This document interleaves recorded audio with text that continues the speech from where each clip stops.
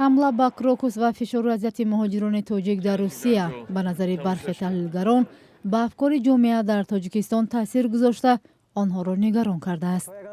Музаффар Олимов, ҷомеашиноси тоҷик, ки афкори умум дар кишварро таҳқиқ мекунад, мегӯяд худаш ҳангоми сафар ба Русия шоҳиди бархурди номуносиб ва беадолатӣ ба тоҷикон шудааст.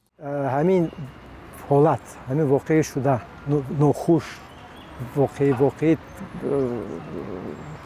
гӯем то як андоза бисёр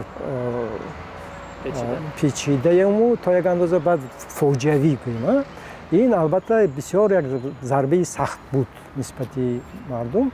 То як андоза гӯё ки рӯҳия албатта камтар рӯзҳои аввал махсусан чӣ буд вақте ки вай чӣ нишон додан тарзи пурсишу тарзи масалан ҷавобгирии онҳо, ин албатта як дар ҳолати бисёр то як андоза агар дағалтар гӯем шаҳри ваҳшоният ҳам дошт.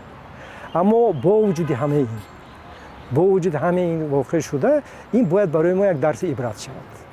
Музаффар Олимов бар ин назар аст, ки дар Тоҷикистон бояд мардум ва мақомот ин фикрро кунанд, ки Русия абадан барои онҳо як макони таъмини рӯзгор нест.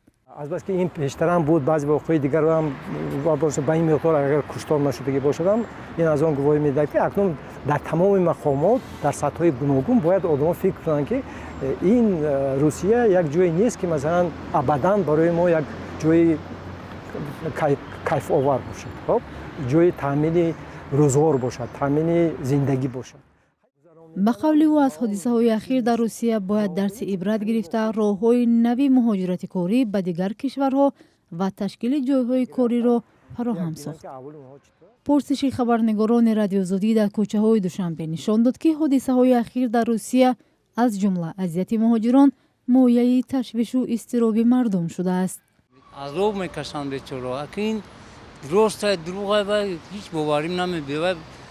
вай да мебини бузбаланд, ай хел мебини қапидагӣ бачако ёшакан ё ҳеҷ таври намегирад. бисёр зиқ шудем, чунки ки ҳар тоҷик ғам мехӯрад барои ҳамватани худаш. мехоҳем ки ҳама вақт тинҷу сеҳат саломат бошанд, дигар ин нохушиҳо нашавад. ташвишан он кор кардаисанду ай кор бекор мемонам бечора. боздошту тафтиши муҳоҷирон аз Осиёи Марказӣ аз ҷумла Тоҷикистон дар Русия пас аз ҳамла ба Крокус Сити Ҳолл бештар шуд.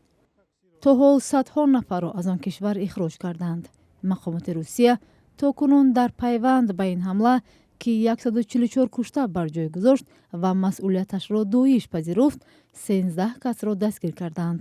12 нафар аз Тоҷикистон ва 1 нафар аз Қирғизистон.